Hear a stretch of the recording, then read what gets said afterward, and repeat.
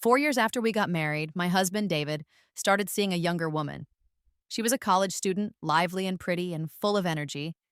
She would convince David, who was a very rich man, to do things like eat street food with her or go cheer for her favorite video game player. One night, David called me. "I won't be coming home tonight," he said. "I'm here to watch Leo's match." I could hear the girl, Chloe, next to him. She made a sound that showed she thought she was better than me. "That boring old woman," she sneered. "Does she even know who Leo is?" They didn't know a lot of things. Right after I hung up the phone, I was in a dark car and Leo had me pressed against the seat. His slightly sharp teeth gently touched the back of my neck, which stung a little. "Lyra," he said, his voice low, "I won the match. How are you going to reward me tonight?" The very first time I met Chloe was on my 26th birthday. I was smiling and talking to the people who came to the party. "There's some work stuff at the company," I was saying. "David will be a little late getting home, but the gift he sent has already been brought in." Before I could finish what I was saying, David came in with someone right in front of everyone. Chloe was wearing a bright red dress, and she was holding tightly onto David's arm, looking around like she was curious about everything. She was like a small bird that talks a lot, and she chirped, "You said you'd take me somewhere fun. Is this it?" She looked around, her eyes stopping on my face for just a moment, maybe 2 seconds, before she looked away again. "Wow," she said, her voice excited. "That cake looks good. I want to eat it." David watched her with a smile, letting her do whatever she wanted, even as she made a complete mess of my birthday party. The people who were guests started whispering to each other. "How can she be so bold?" someone murmured. "Acting like that right in front of Lyra?" Another person said, "She's the one he favors right now, after all. Even though they're married, didn't Lyra just throw herself at him without any shame in the first place?" Someone else added, "How embarrassing this must be for her, to lose face on her birthday and not even dare to say anything. If I were her, I'd want to just disappear." I was wearing an expensive evening gown, and I just stood there, pretending not to hear their mean words. I found David and spoke to him quietly. "We had agreed that you wouldn't bring her here in front of me," I said. "No matter what, there should still be some basic respectability." But before I could finish my sentence, he stopped me rudely. He had been drinking a little with Chloe, and his eyes looked slightly drunk. When he looked down at me, the look in his eyes, full of disapproval and looking down on me, was even stronger than usual. "Lyra," he said with a small smile, "it seems I've been too easy on you before. With your position, do you really think you have the right to talk to me about being respectable?" I just stood there, frozen. The very bright lights above shone down on me. The tough outer layer I had worked so hard to build up felt like ice melting away under the way he looked at me, making fun of me. I had come from a small family that wasn't important at all, the Sterling family. And yet I had managed to marry David. Everyone thought I was trying to reach for something too high above me. Actually, I wasn't even fully considered part of the Sterling family myself. "Truly sad," someone whispered behind me, their voice a little louder now. "But women from that kind of background are just like that." Their words reached my ears. David handed me a check, his face showing no warmth. "The project you mentioned wanting to put money into last time," he said distantly. "Go invest in it yourself." He raised his eyebrow. "Lyra, don't think I owe you anything." He added, "If you learn how to make me happier, you might be able to get a better price for yourself." The party that had turned into a complete mess finally ended. David left, holding Chloe, who was now a bit drunk, in his arms. They hadn't have even walked out of my sight before they started kissing under the lights in the garden outside. Through the glass windows, which had streaks of rain on them, I watched them calmly for a few moments. Then, I looked down and carefully folded the check and put it away. I took out my phone and opened the conversation that I had saved at the top of my messages. The message I had sent before the party started, saying, "I kinda miss you," had 6 replies in total. 5 hours ago, he had just replied with 1. 4 hours ago, it was, "I'm going to train." 3 hours ago, he had sent, "Actually, I don't mind being interrupted during training." 2 hours ago, the message said, "They said today is your birthday." An hour ago, he had written, "Happy birthday." And just now, A new message had appeared. I'm coming to see you. I smiled slightly. I replied, no need. I'll come watch your match next week. At the top of the screen, the words typing showed for a long time. Finally, he replied with two messages. All right, and then don't stand me up. Over the next month, David went to different events with Chloe very openly. They looked just like a young couple who were in love. David, who was a very rich man, was taken by her to eat food from carts on the street, take silly pictures in photo booths, and kiss in the wind by the sea in Bali. He even went with her to watch Leo's games live. Leo was the most popular video game player at that time. He was 19 years old and already showed amazing skill. Just the year before, he had helped his team win the world championship in a big international competition. Chloe was wearing a headband that fans of Leo wore, and she was holding onto David's arm, taking pictures enthusiastically at the entrance of the place where the match was being held. David, feeling a little jealous, put his arm around her waist. Do you like that young boy who hasn't even finished growing up so much? He asked. I just like watching his matches, Chloe said with a sweet smile, and she kissed him on the cheek. Of course I love you the most. My car was parked nearby on the side of the road, and I saw everything. Just as I was trying to push down the feeling of sickness in my stomach, I got a call from David. About that project you mentioned yesterday, he said, his voice cold and not wanting to be bothered. Let's talk about it another day. I'm busy tonight. I won't be coming home. I smiled quietly and asked on purpose, what are you busy with? Watching Leo's match. Before he could finish, Chloe suddenly made that sound of looking down on me again from beside him. That boring old woman, she sneered. Does she even know who Leo is? Through the window of my car, I saw her grab the phone from David's hand. Lady, don't ask questions that aren't needed. Bye. Her voice sounded proud and bossy, but she was young and pretty, like a flower that was blooming brightly. So David just let her do it, and he pinched her cheek as they walked into the special VIP seats together. Everyone seems to prefer someone who is younger and prettier. I, of course, was no different. My phone screen lit up again. It was a call from Leo. His voice didn't sound very happy. Did you come or not? He asked. Last time you said you would come watch my match but didn't show up at the last minute. You're not doing that again, are you? I'm here, I said. I curved my finger and gently tapped on the car window. But you're too popular. I could only get a seat in the regular area. I'll come find you after the match. Leo chuckled softly. Come on, he said. You think you need to buy a ticket to watch my match? I had the club save a private box for you. Just go straight there. He paused, then suddenly said, Lyra, have you thought about it? Last time you didn't come, you said you would make it up to me.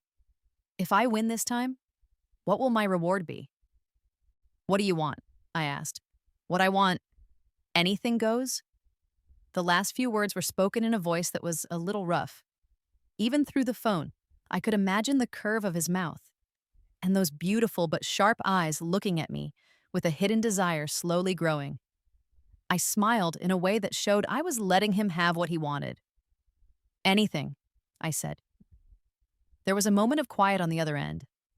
Then he said, Lyra, if I win the championship tonight, you're mine. The match began. Through the glass of the private box, I saw Leo put on his headset, his fingers moving very quickly over the computer keyboard. His face was serious and focused, his eyes not looking away for even a second. It wasn't until the screen showed the bright red numbers 3-0, meaning they had won. Champions! Only then did he stand up while the crowd cheered loudly, meeting my eyes across all the people in the lights. My lips moved silently, forming the word congratulations.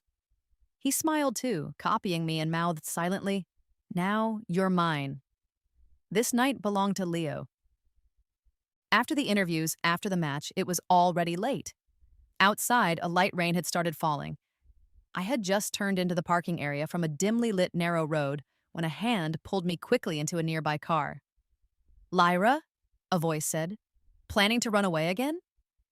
The cold smell of rain was all around me, but the warmth of the young man's body was very strong. A thought came to my mind, full of young energy. I tried to struggle a little, but he just held me tighter. I could only explain in a friendly way.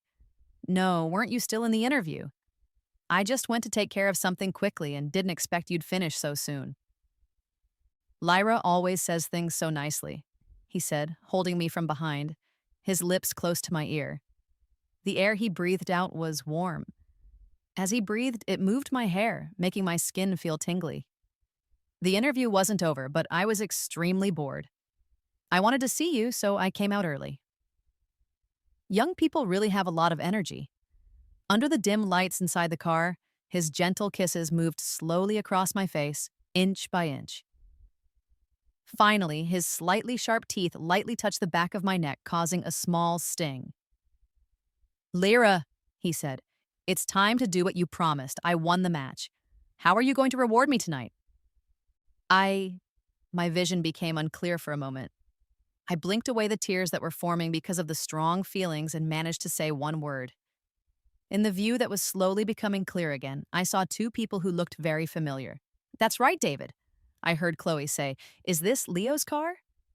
The next second, Chloe bent down and tapped on the car window. Her voice was enthusiastic. Leo, I'm your fan. Could you give me and my boyfriend an autograph? Her eyes were almost right next to where I was. Even though I knew she couldn't actually see inside the car from outside, under her gaze that felt like it was looking straight through me, I completely froze. From behind me came the young man's rough whisper, with a hint of a smile in his voice. Lyra, you're so tense. Nervous? The slightly sharp teeth that had been pressing into the skin of my neck moved away. Just as the stinging feeling became stronger, it was covered by a warm, wet feeling. His breathing, which was a little fast, brushed against the back of my neck. If you're so afraid of being found out, why did you make me want you in the first place? He paused, then suggested, how about I roll down the window and tell them to leave, okay? This was the first time I felt a small sense of the wildness that might be hidden inside him. Not getting an answer from me for a moment, Chloe's expression became a little stiff. A quick look of being unhappy crossed her face. She pulled on David's arm behind her, and he stepped forward like she wanted him to. Mr. Chi, David said, I am David from the Grant Group. My girlfriend would like your autograph. As he spoke, his voice sounded clearly proud, as if he was sure that because of his position, Leo would not say no. After 2 seconds of quiet, Leo suddenly gave a cold laugh. He grabbed a jacket from beside him and put it over my head, hiding my face completely. Before I could even react, he pushed open the car door and stepped out with his long legs. Through the jacket, I couldn't see anything at all. The world was just blurred light and shadows. And then, I heard Leo's voice, which was extremely cold now. He said. Don't know you. David said in a deep voice. What did you say? I said, I don't know you, Leo repeated, saying each word clearly. What? Having trouble understanding normal talk? David, who was always used to being treated with respect and liked by everyone, had never been made to feel so small before. Even without seeing his face, I could imagine how angry and dark it must have looked at that moment. I couldn't help but smile a little. Ah, that's... Chloe suddenly exclaimed, Is that a woman's dress in the car? Before she could finish, Leo interrupted her. What's it to you?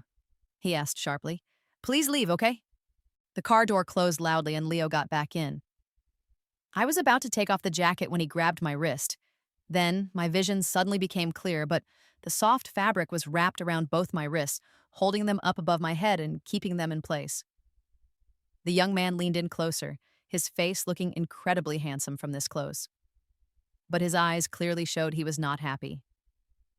Well, he said, isn't this a surprise, Lyra? That's your husband who is seeing someone else? From this close distance, the slight coldness between his eyebrows, which were raised a little, became more noticeable. In this very close and strange position, I couldn't help but smile in a tired way. How am I any different from him? I asked. Leo didn't say anything more. He just kissed me, and it felt a bit strong and demanding. The familiar smell of the eucalyptus plant mixed with the fresh smell of rain slowly filled every part of the car. Quietly, it surrounded me. It wasn't until my mind felt lost in the strong feelings that were rising that I heard his voice. At least, he said, your taste is much better than his. Lyra, you chose me. Outside the car, the rain kept falling gently. Inside, the warm, wet air was like a heavy rainstorm. Leo's home wasn't far away. It took half an hour to drive there. As soon as we went inside, he grabbed my shoulders. The next second, his lips were on mine, kissing me again and again with a force that felt almost wild. I'll be gentle, he said. I won't hurt you. His hot breath touched my neck, moving lower as he pressed against the sharp parts of my backbones. But when he touched those uneven marks, he suddenly stopped. What's this? He asked, his breathing suddenly fast. Did he hurt you? I was surprised for a moment, realizing he was talking about the old marks left by a whip. I quickly chuckled. No, I said. After all, our families have business connections. He wouldn't go so far as to... I didn't finish speaking, because my lips were completely covered by the young man's kiss, which was full of strong feeling and felt even a bit uncontrolled. When I woke up the next morning, the sky was just starting to get lighter. Leo was still sleeping soundly beside me. Our clothes were mixed together, crumpled and thrown by the side of the bed. Through a small gap in the curtains, a little bit of light came in. I turned my head to look at him for a moment, then I got up and left. My car was parked downstairs. As I got in, my assistant handed me a cold coffee and whispered, President Sterling, the second step of buying the company shares was finished last night. So far, no one has found out what we've been doing. I held the cup, listening quietly as she told me all the details. Also, she added, your father called this morning telling you to come back to the Sterling family house today. I nodded. Don't pay attention to him, I said. If he calls again, block his number. I added, keep going with everything else just like we planned before. The assistant nodded. Before starting the car, she hesitated and looked quickly at my neck. President Sterling, she said softly. Your neck. I looked in the mirror inside the car and understood. I raised my hand and buttoned my shirt all the way up to the top. Don't worry about it, I said. Just a puppy bite. I had planned to go home, change my clothes, and then go to the company. But I didn't expect David to be at home. He was sitting on the sofa with his shirt open, holding some papers in his hand. When he saw me, he spoke in a cold voice. Lyra, he said. Aren't you going to explain? I looked at the papers. They were the divorce papers I had asked a lawyer to prepare some time ago. I didn't say anything. Speak up, he said, his voice getting louder. Did a cat get your tongue? He suddenly stood up and walked quickly towards me. Do you think you have the right to ask for a divorce? He demanded. Lyra, have you forgotten how you knelt in front of me without any shame, holding onto my pants, begging me to marry you? He threw the divorce papers at my face. The thin edge of the paper cut the skin near the corner of my eye, and blood started to come out. I raised my hand, feeling the sticky wetness. Taking a small breath, I said, I thought you and Chloe were truly in love and that you needed me to get out of the way for her. You have no right to decide what I do, he said. David laughed, very angry now. Lyra, he said, you're just a dog that the Sterling family raised and sent to me. He added, now that the Sterling family sees you being treated a little better and that you can even say a few words at Sterling Enterprises, have you forgotten your place?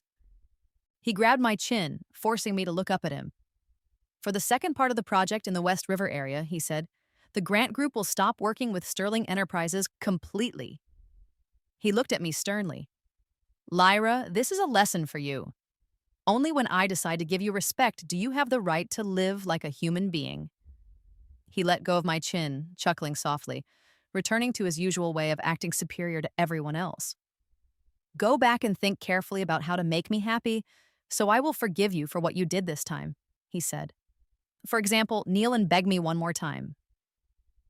After David left, I stayed standing there, not moving. Sunlight came in through the window, falling in long lines. Standing in the light, I slowly breathed out and took my phone from my bag. Only then did I realize that Leo's name was something a lot of people were talking about online. There was a title that said, #Leo girlfriend. According to people who know things, the message said, after last night's final matches in the area, Leo had a private meeting with his girlfriend in the parking lot. The two seemed very close. The website that shared gossip also posted a photo. In the dimly lit parking lot, fine rain was falling. Leo was standing by the opened car door, one hand on the edge of the door, his face looking cold and his eyes very sharp. Everything inside the car was hidden. Only a small part of a blue skirt and the symbol of some high heels could be seen in a corner. The section for comments filled up quickly.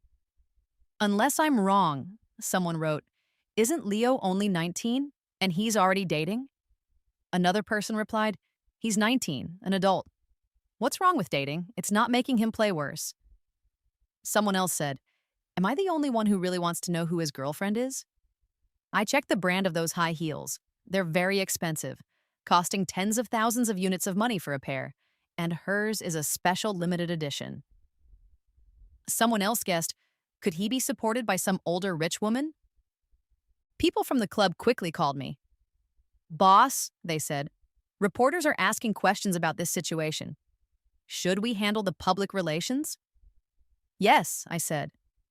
Pressing on the cut on my cheek, I replied calmly, say that everything about Leo having a girlfriend is not true.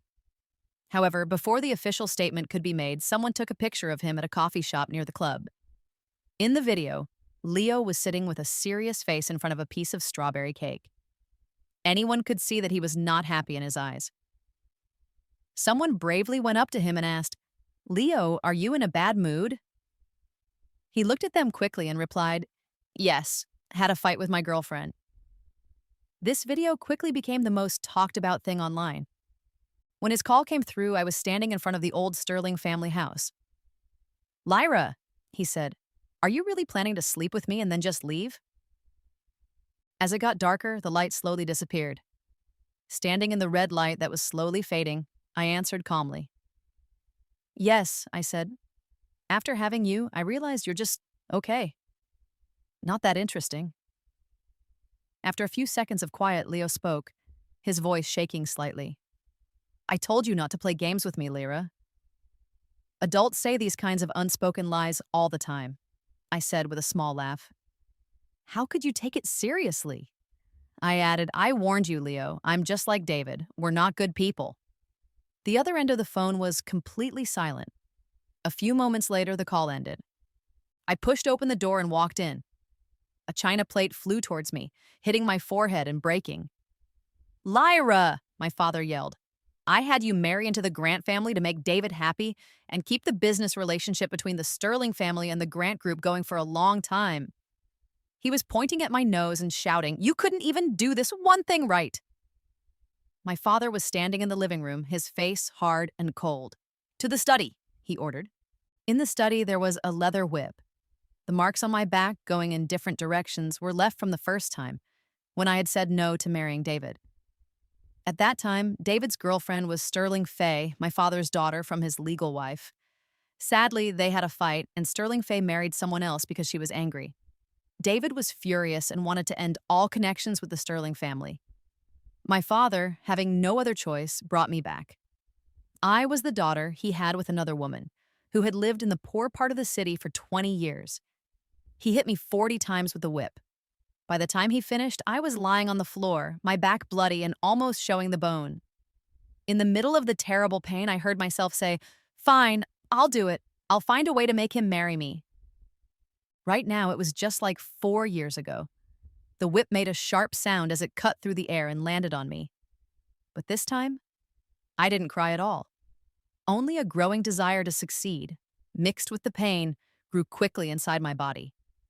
Facing the bright lights of the study, I looked up and smiled. Father, I said, I will find a way to make the Grant Group continue to work with Sterling Enterprises. That evening, I had a little too much to drink. I dreamt about the first time I met Leo. At that time, he had just come back home from playing on a team in another country. Even though he was young, he was already the most talked about player in the whole world of video games. At that business party, which wasn't very big, he was one of the most important people there. When I went to the garden holding my wine glass, I happened to bump into him. I smiled in a friendly and kind way. "Hello, Mr. Chi," I said. "I'm Lyra." "Oh, I know you," he replied lazily. "Just now inside, people were talking about you. They were calling you the Ninja Turtle." He paused.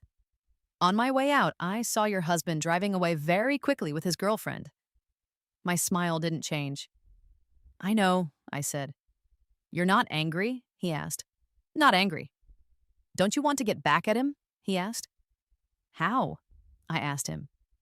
Under the soft moonlight, his young face was unbelievably handsome with a hint of sharpness in his eyes.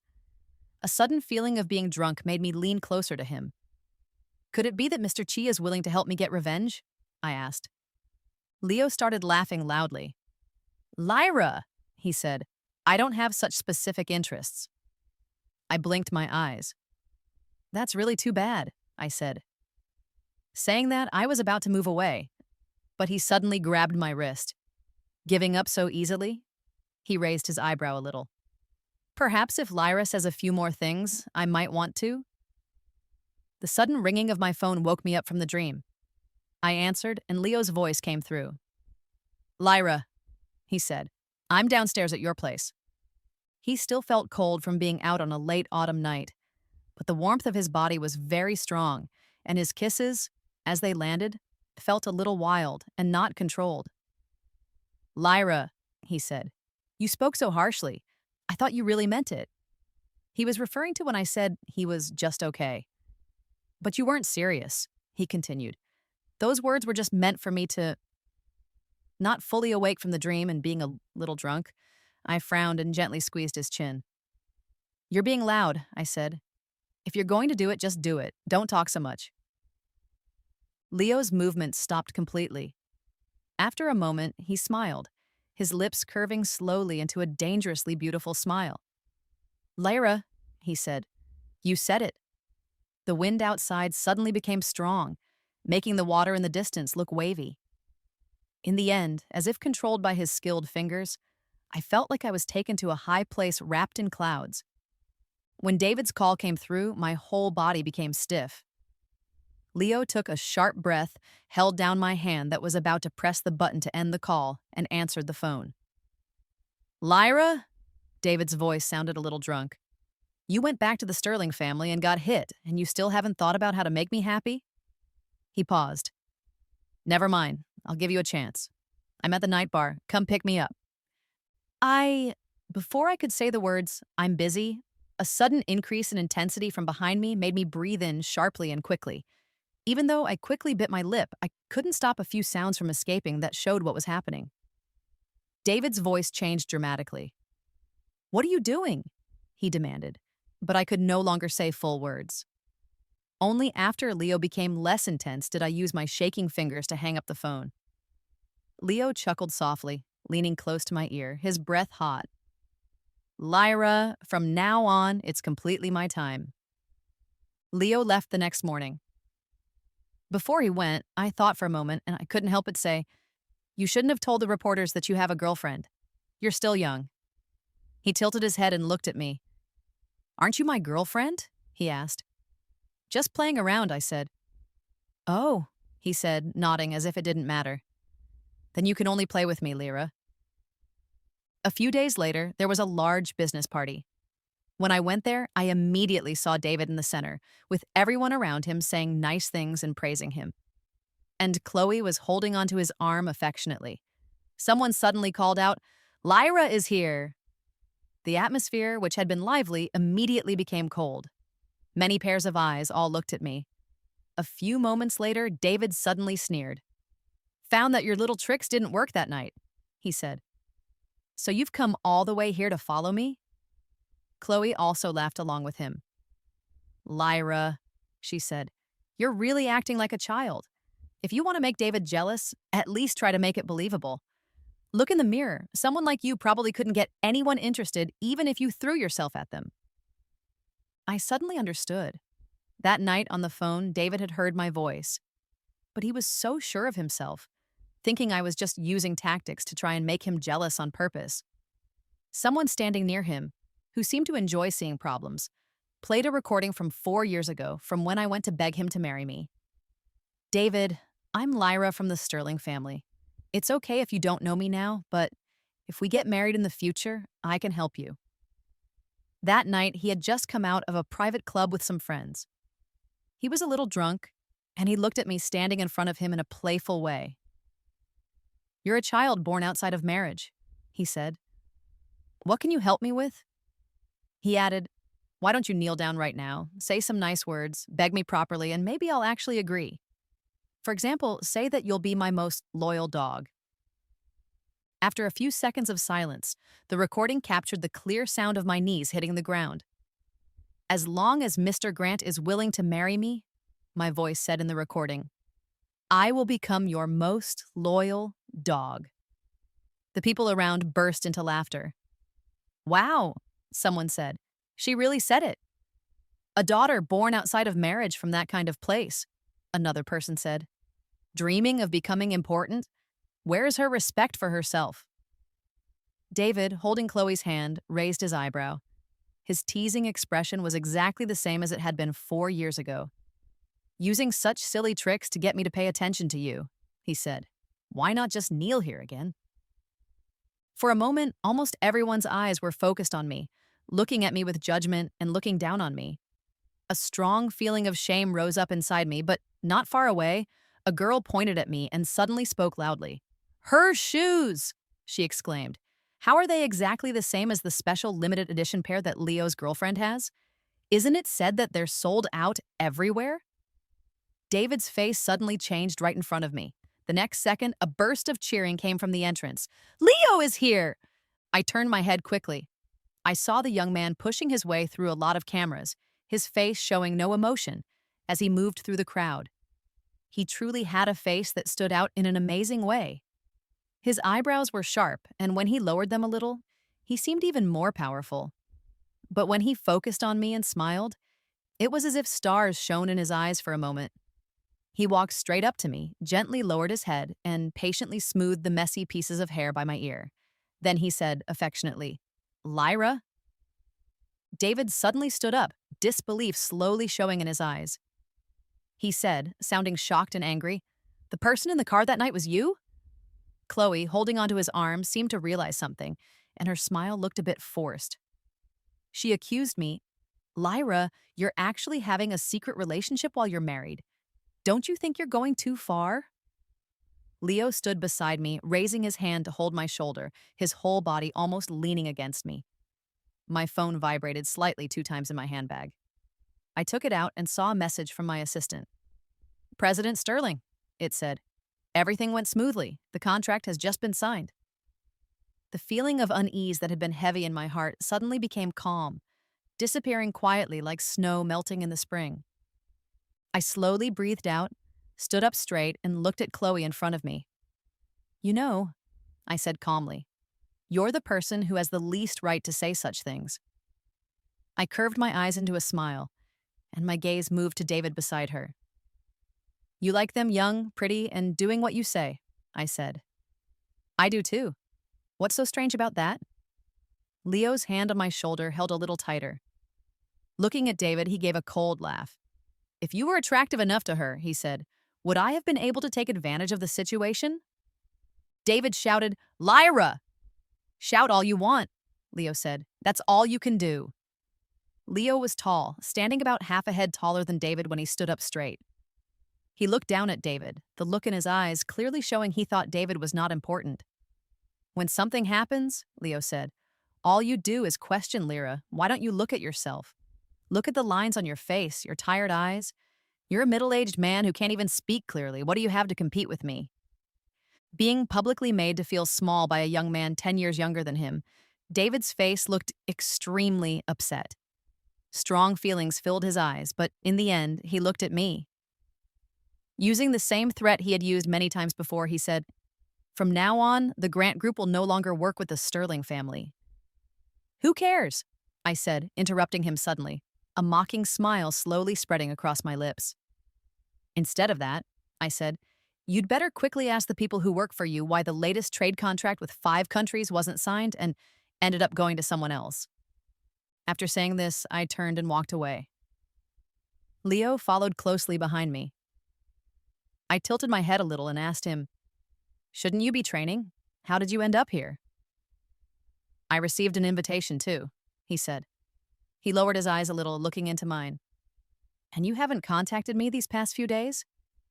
"I missed you, Lyra." I had indeed been very busy these past few days. Busy trying to take something important from someone strong. Originally, I came tonight just to be sure that David was really here, to stop him from making any new moves right before the contract was signed. Luckily, I had thought David was smarter than he was. He had always looked down on me.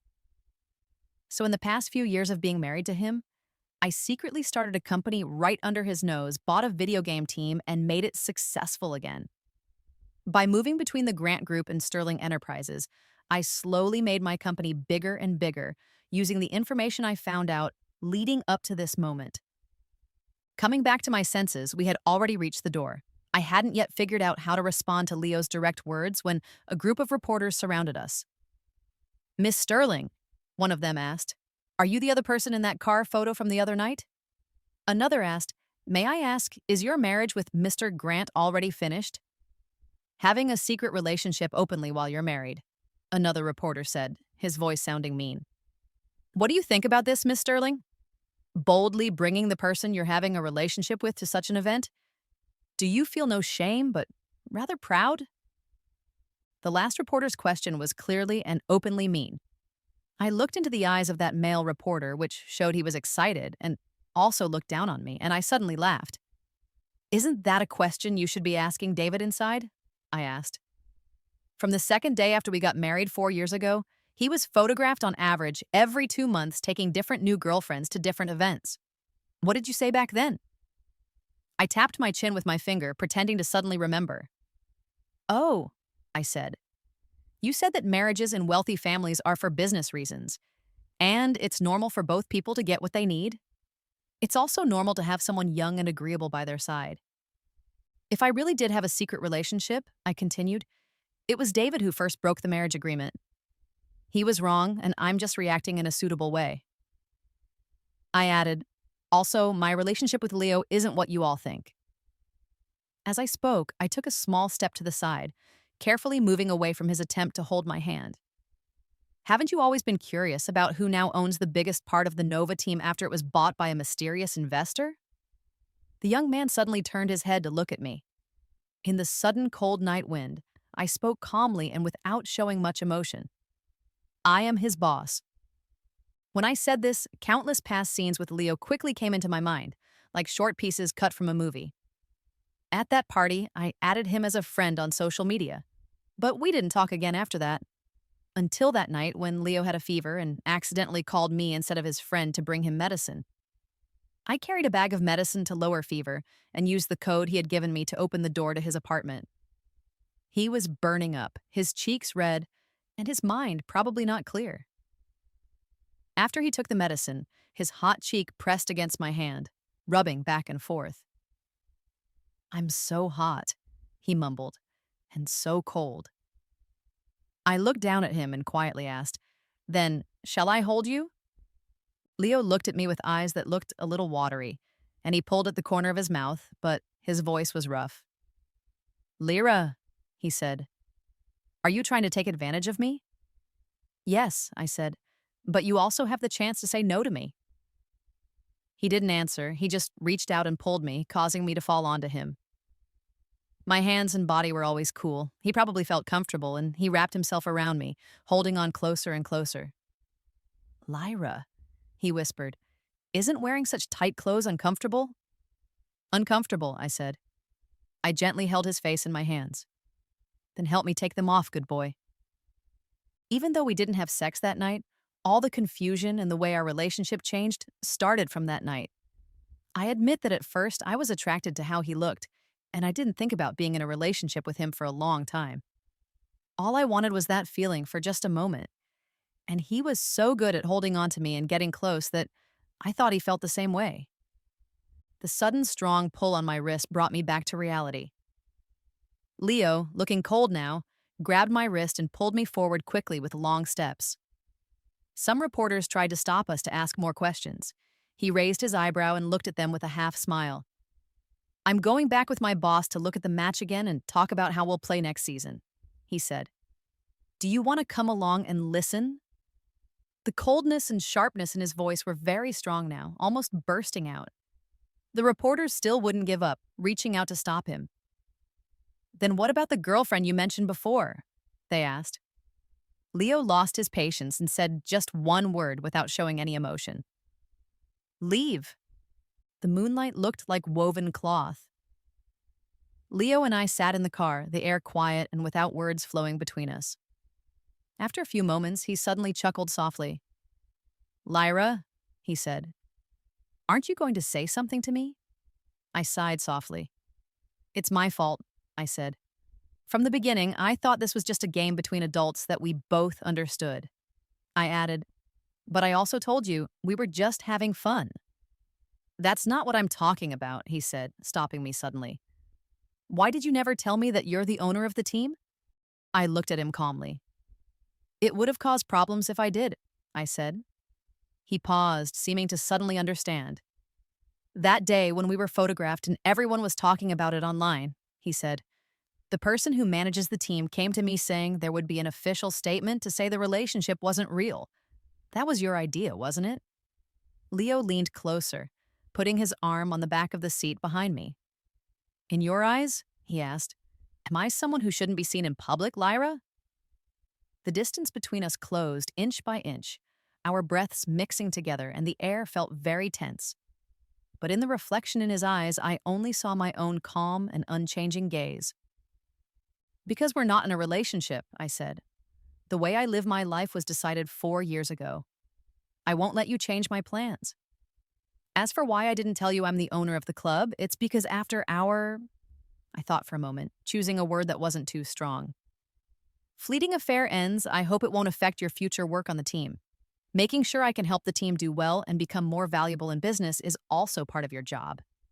His nose was almost touching mine. In the middle of our breaths mixing together, I felt the cool smell of eucalyptus on him again. Since you've thought all of this out so carefully, he said, aren't you worried that I'll take advantage of this break in the games to move to another team?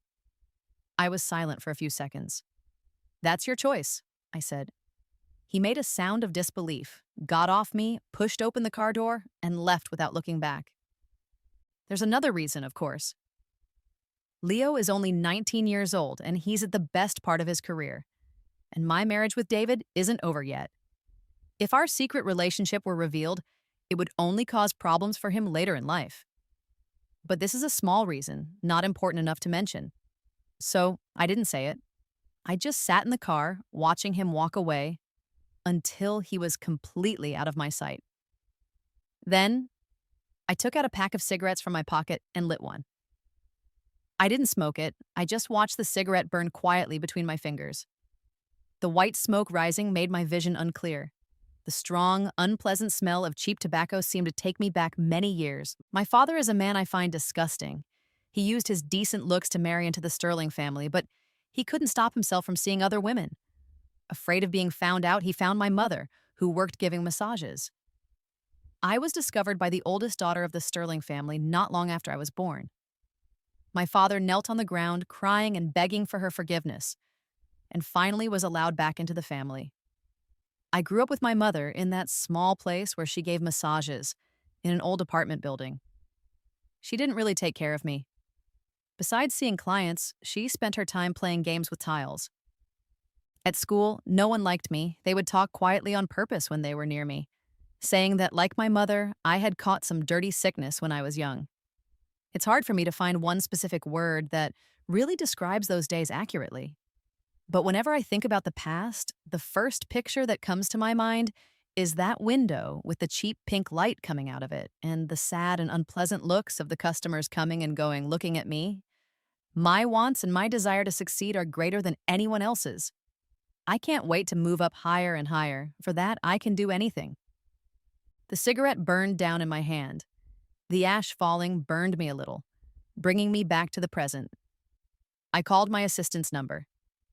The final step of buying the company shares starts tonight, I told her. For a whole week, I was almost always at the company. During this time, David called me many times, but I didn't answer any of them. He sent messages again. I didn't even read them, just sent a quick reply that said, "You've already looked at the divorce agreement before. I've asked the lawyer to send you the final version. If there are no problems, please sign it." The trade contract with the 5 countries that we were able to get used to be one of the grant group's most important projects. By using David's working relationship with the Sterling family, I was able to get information and important technical details little by little. Then I went around the grant group and talked to the right people ahead of time. I was still busy in my office when my assistant quickly knocked on the door. "President Sterling," she said, sounding worried. "Your father and David from the grant group have come to the company and say they must see you." I stopped what I was doing and looked up. "Invite them to the meeting room," I said. As I spoke, I got up and walked towards the door. Before opening it, I turned back and added, "Also, call the police and report that someone is causing trouble at the company." Walking into the meeting room, I was immediately hit in the face by my father, using all his strength. My head was pushed to the side from the hit, my ears were ringing, and I tasted blood in my mouth. "Ridiculous!" he shouted, pointing at my nose. "Have you forgotten who you are? Who gave you the courage to buy shares in Sterling Enterprises and take money illegally?"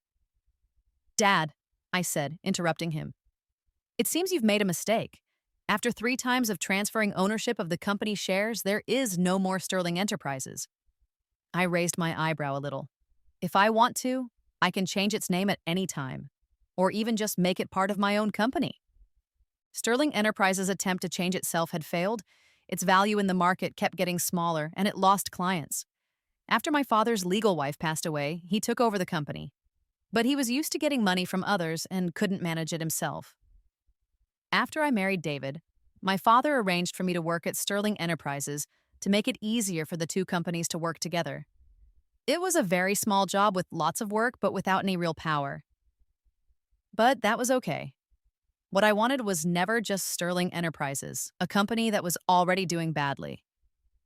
"Lyra," David said to me in a deep voice from the side, "when did you start planning all of this?" I pretended to think seriously. "Probably since the night I went to find you 4 years ago," I said. "Buying shares in Sterling Enterprises, taking projects from me, making other investments. Where did you get so much money?" David looked surprised. "You studied business finance," I said. "Don't you know what it means to trade with borrowed money?" He suddenly stood up, staring at me with an unpleasant look on his face. "You dare to take such big risks?" he asked. "Why wouldn't I dare?" I asked back. "My life has always been a big risk." I pulled up the corners of my mouth and smiled slowly. "Besides," I said, "the fact that you're standing here right now proves that I have won." My father still wanted to run up and hit me, but the police who had arrived stopped him. His hands were twisted behind his back and he was yelling insults at me. "You daughter who doesn't respect her parents!" he shouted. "Prostitute!" I ignored him. I just looked at the police. Turning my head, I showed them my cheek, which was swollen, and the dried blood near the corner of my mouth. "He suddenly broke into my company and hit me," I said. "There are security cameras that recorded the whole thing. I now feel dizzy and sick, and I think I might have a head injury and need to go to the hospital for more tests." The police took my father away. During the whole time, David just stood there watching me, his eyes showing a strange look. "Lyra," he suddenly said, "have you ever thought that we don't have to get a divorce?" I looked at him without showing any emotion.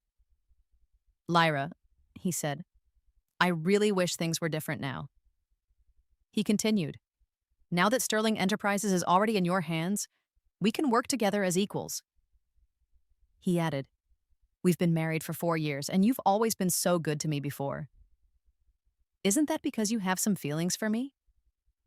He looked at me as if he cared about me very much. "I looked down on you before because the stories about you weren't very nice. Plus, at first, when you came to me, you acted so humble. I didn't know." He looked at me as if he felt deep affection now. "Didn't know what?" I asked him, interrupting him suddenly. "Didn't know that you're shameless?" I said, my voice sharp. "A few days ago, you were showing off your secret relationship in front of me, And now that you realize I'm not as weak as you thought, you're interested again. I paused. Or is it because you lost that trade contract and the Grant Group is in big trouble and Mr. Grant has to forget his pride and come to me, trying to get a share of something? David's face instantly turned cold. I slowly turned the pen in my hand, looking at him with interest. Now that the contract is in my hands, I said, what right do you have to talk about working together as equals with me? I suggested, why don't you kneel down now, say a few nice words, and beg me properly? Maybe I'll agree. David's face showed he felt extremely embarrassed and angry. If there's nothing else, I said politely, nodding slightly at him. Please leave, Mr. Grant. I added, sign the divorce agreement and send it to me. I warned him, and Mr. Grant, don't think about trying any tricks. I was part of the Grant family for 4 years. I have proof in my hands. It's better to keep some respectability. After David left, I got up and went out. My assistant was standing by the door, holding her phone, looking at me with excitement. What's wrong? I asked. Boss, you were amazing. She handed me a cold pack for my face, then looked at me with great admiration. When you chose me back then, she said, saying you wanted to completely change Sterling Enterprises and build a new empire, I thought you were joking. She continued, and just now when you said, please leave, Mr. Grant, I thought I was seeing Leo. She looked at me excitedly. Boss, she said, even though you told the reporters that you're just his boss, the way he looks at you is definitely not innocent. As she spoke, she opened her phone to show me. I just realized that Leo's name was being talked about a lot online again. But this time, it was with me. The titles were Hash. Leo and Lyra, Hash Lyra. The mysterious owner of Nova, Hash Leo. Becoming a third wheel for love, Hash, the way he looks at her is definitely not innocent. There were 4 topics trending. 4 trending topics. Why didn't the person who manages the team's public image tell me? I glanced at them, pressing the cold pack on my swollen cheek, and looked at my assistant. Has anything been done to manage what people are saying online? She scratched her head. It seems that there's no need, she said, because what people are saying online is quite positive. I tapped on the comments section and found that what she said was true. Lyra is so beautiful, someone wrote. Having a boss like that is okay for my favorite player. Another comment said, not to mention their relationship hasn't been officially confirmed yet. Even if it is true in marriages among rich people, each person does their own thing, and it's normal for both sides to get what they want. What's so strange about that? Another person wrote angrily, aren't the reporters blind? Why doesn't anyone interview David, that rotten person who cheated dozens of times in 4 years, but they focus on my favorite player and his sponsor? A different comment said, I believe in Lyra, but I don't trust my favorite player. The way he looks at her is practically like he's going to start drooling. The picture that was shown with the comments was from the entrance of the party that night. Behind us, the hall was brightly lit. Leo and I were standing side by side at the entrance. I looked calmly at the camera, but he had tilted his head slightly to look at me. Whether it was the lights or the moonlight reflecting in his eyes looking at me seemed particularly bright, with signs of strong feelings. So this is how it looks to people watching from the outside.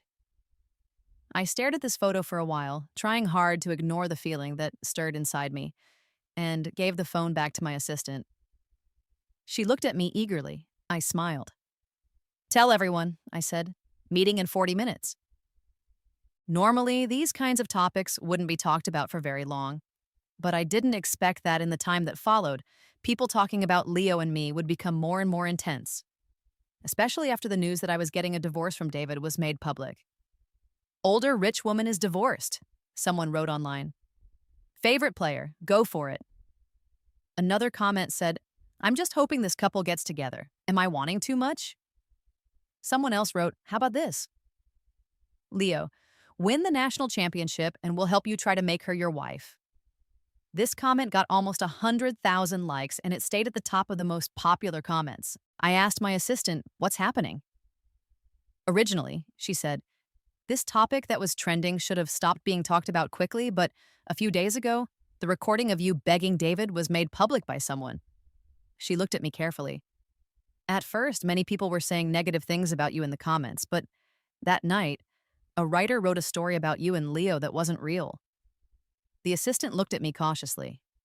They wrote about you two as a young, eager puppy who holds on tightly and a tough career woman who will do anything to succeed. She explained, these kinds of characters are very popular now. That story was very interesting and even included some descriptions of intimate moments that created a certain feeling. Everyone suddenly started wanting you two to be together. She added, because this potential relationship is so popular, several more companies have said they are interested in sponsoring the Nova team. She opened her photo album to show me. I quietly looked through the pictures she had saved, my finger stopping on one for a moment. Keep your phone to yourself, I said. Let the team's public relations person keep an eye on it. As long as what people are saying is positive, it's okay. If any negative comments appear, stop them immediately. She nodded many times. Before leaving, I heard her saying quietly, the boss is really cold-hearted, still planning work things in this situation. She paused, then added softly, but it makes wanting them to be together even stronger. Heh. Perhaps it was after seeing the pictures my assistant had on her phone. That night, I unexpectedly dreamt of Leo after a long time. I dreamt of the night he won the championship. After David and Chloe left, I was pressed against the backseat of the car by Leo. His jacket was used to tie my wrists, and my clothes, which had come loose, were hanging around my arms. I was breathing quickly and uncomfortably. Wait until we get home, I whispered. We'll be found here. Shh. He put his thin index finger against my lips. If you're afraid of being found out, Lyra, be careful and don't make a sound. He added, his voice low and intense. Tonight, you are my prize. The space inside the car, which was usually quite large, felt small in the air that was slowly becoming warmer. In the end, as if controlled by his skilled and beautiful fingers, I felt like I was sent to a high place wrapped in mist.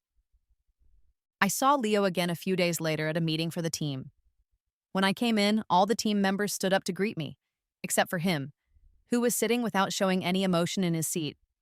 His teammate, Sam, gently pulled on his sleeve. Little Chi, Sam said softly. The boss is here. Only then did Leo look over at me.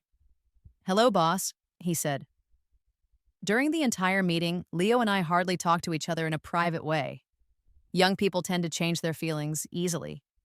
I thought he had probably moved on from the short time we had together. That was fine with me. After the meeting, I stayed behind to put some things in order. When I went out, I found Leo leaning against the wall in the hallway, his head down, playing on his small video game device. I thought for a moment and spoke gently. I've seen what's being talked about online, I said. It's just a bunch of young people making noise. Don't pay too much attention to it.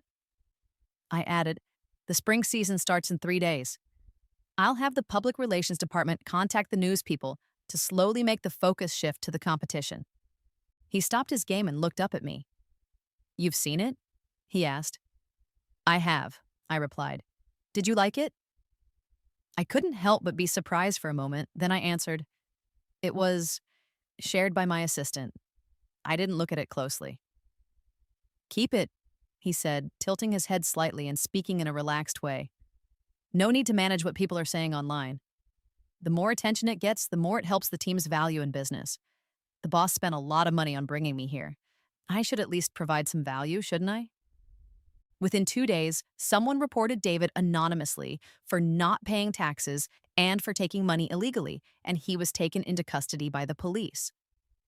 That evening, the writer who had first written the fictional story about Leo and me updated with a new part. To celebrate the ex-husband being put in prison, she wrote, here's a special piece. I casually clicked on it to see, and it was some kind of story about playing games in a conference room. After each match, within a couple of days, she would add a new part to her story. Surprisingly, she gained hundreds of thousands of fans in just a few months. In the last match of the spring season, Leo and his teammates won clearly with a score of 3-1. As the team's new owner, I stood behind Leo, watching them lift the championship trophy together. Sam, his teammate who supports him, turned back and said, "Boss, come join us for a photo." I agreed and walked over, only to find that the only empty spot left was beside Leo. Standing shoulder to shoulder, we held the championship trophy together. It was already late spring, the time when it starts to feel like summer, and the weather was hot. He was wearing a short-sleeved shirt, and his skin, which was a little warm, was pressed against mine. The smell of eucalyptus, made stronger by the heat, somehow reminded me of the article I read before going to bed the night before. That faint, sweet smell on Lyra, the writer had written, mixed with the woody smell on Leo, becoming like sad music under the moonlight. She had also described wet waves hitting against the rocks, making white foam, every part giving off such a complex smell. Leo asked in a rough voice, "Can I have a taste?" "Boss, why is your face so red?" Sam asked. I was suddenly back to reality. We were already at the party to celebrate the win. Even though I didn't want to admit it, my mind had been elsewhere the whole time, filled with thoughts I couldn't describe.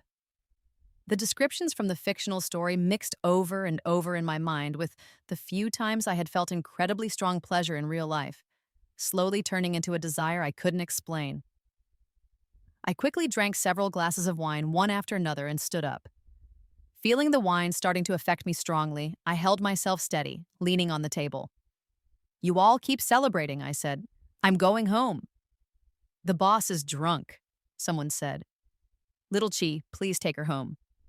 The words "no need" were about to come out of my mouth, but before I could say them, Leo had already stood up.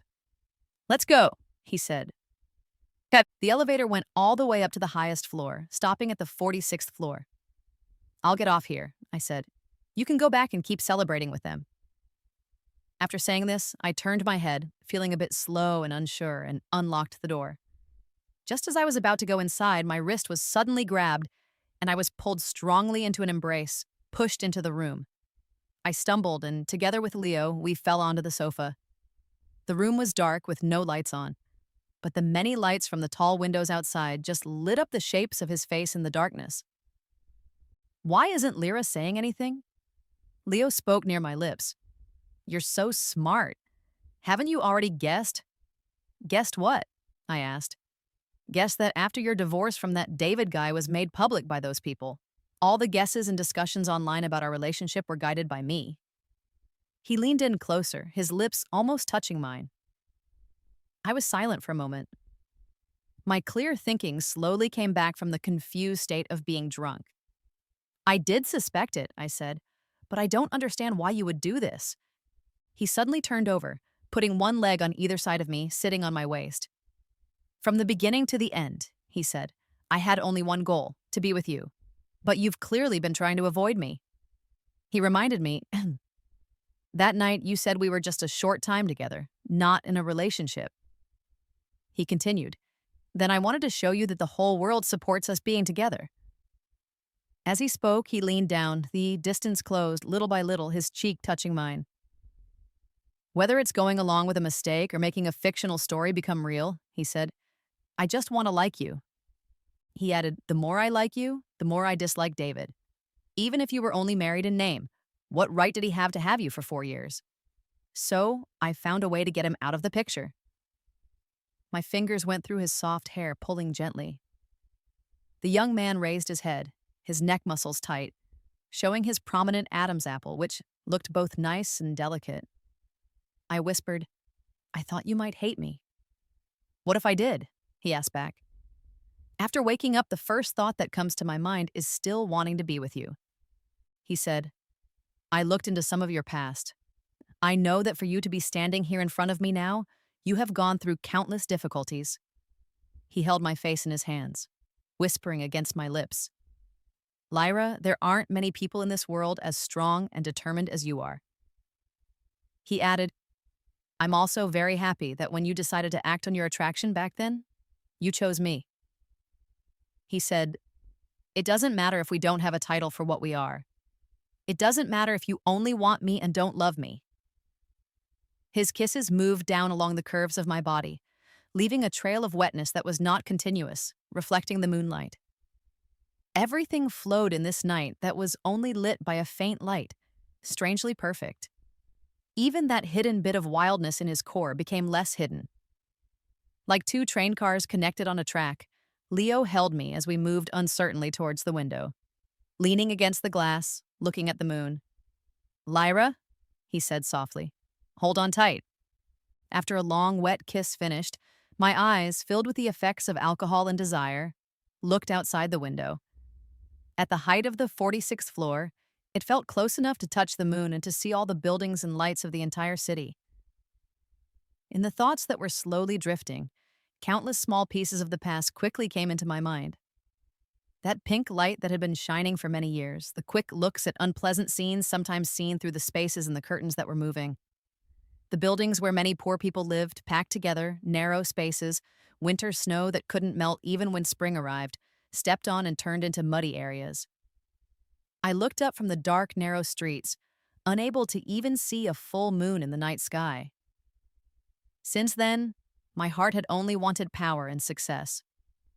But when did I start sometimes remembering Leo's gaze, which was always sincere and full of strong feeling when he looked at me? A huge wave suddenly hit against the rocks, breaking into a spray of white foam. The empty feeling in my heart was suddenly filled with a burning warmth. I grabbed Leo's shoulders, breathing in sharply. My vision was blurred by tears that were falling. He looked at me, lifting his hand to gently put my hair, which was wet with sweat and messy, behind my ear. In a rough voice, he spoke. Spring is about to pass, Lyra, he said. Now I'm giving you my heart, and your heart can remain free forever.